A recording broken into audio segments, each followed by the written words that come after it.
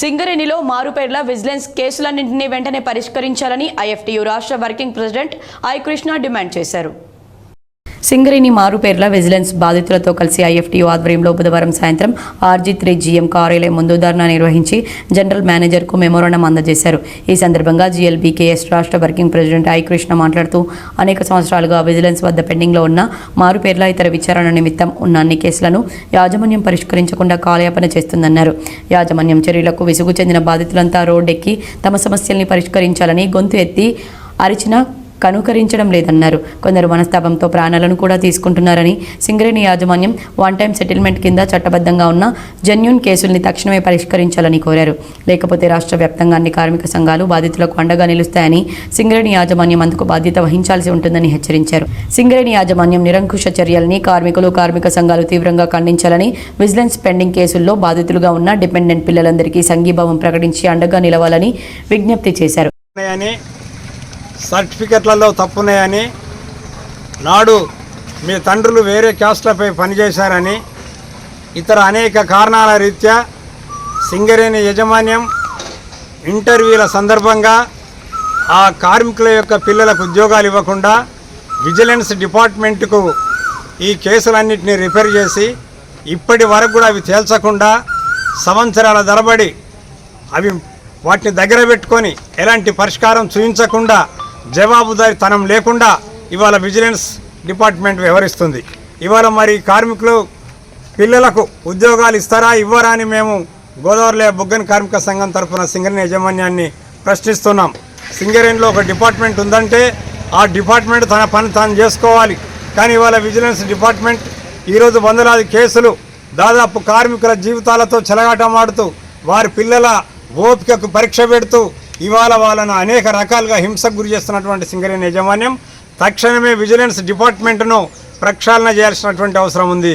ఏ కేసులు ఎన్ని రకాలుగా ఉన్నాయి, ఆ కేసులలో పాజిటివ్ అంశాలు ఏమున్నాయి, చట్టపరంగా అడ్డంకులు ఏమున్నాయి, ఏవి ఇవ్వగలుగుతాం ఏవి ఇవ్వలేమైనటువంటి ఒక దానికి ఒక నిర్ణయానికి వచ్చి వీళ్ళకి ఇస్తాం వీళ్ళకి ఇవ్వమైనటువంటి వైఖరిని తీసుకోలే తప్ప గుత్తగా ఇవాళ ఎవరికి మేము ఇయ్యమని చెప్పి పీఠం ఊడేసుకొని కూర్చోవడం అనేటువంటిది సరైనటువంటిది కాదు. ఎందుకంటే 2019లోనే RLC దగ్గర యూనియన్ల యొక్క ఒప్పందం ఉంది. ఆ ఒప్పందంలో అమలు చేస్తామని చెప్పారు. అంతేకాకుండా ఇటీవల మన chairman and managing director Balaram గారు కూడా నేను దీని మీద కమిటీ వేస్తున్నా అని చెప్పి సానుభూతి ప్రకటించాడు. ఇప్పటి వరకు ఆ కమిటీ వేసింది ఎవరు, కమిటీలో ఉన్నది ఎటువంటిది ఎవరు, ఆ కమిటీ అసలు నడుస్తుందా నడవట్లేదా, లేదా అది మీరు మోసంగా మీరు చెప్పారా, ఎందుకు చెప్పారో కూడా మీరు దానికి కట్టుబడి ఉన్నట్టయితే మీరు వెంటనే మీరు కమిటీని ప్రకటించాలి.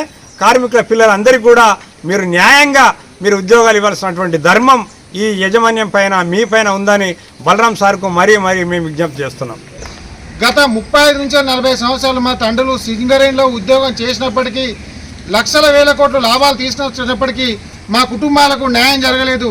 మారుపేర్ల వల్ల మా ఉద్యోగాలు పక్కన పెట్టి ఇవాళ చోద్యం చూస్తున్నటువంటి రాష్ట్ర ప్రభుత్వానికి మేము చెప్పాల్సుకున్నది ఒకటే, గత ప్రభుత్వం ప్లేస్లో కూడా మీరు వెళ్తారు, మీరు కూడా ఈ సమస్యను పరిష్కరించలేకపోతే మేము ఇక్కడి నుంచి తెలియజేసేది ఒకటే, 30 నుంచి 40 సంవత్సరాలు మా తండ్రులు నిజాయితీగా కష్టపడి బొగ్గును వెలిగిస్తే ఇవాళ రాష్ట్ర ప్రభుత్వాలు కోట్ల బడ్జెట్ పెట్టి పవర్ ప్లాంట్ ఓపెన్ చేసుకుంటున్నాయి.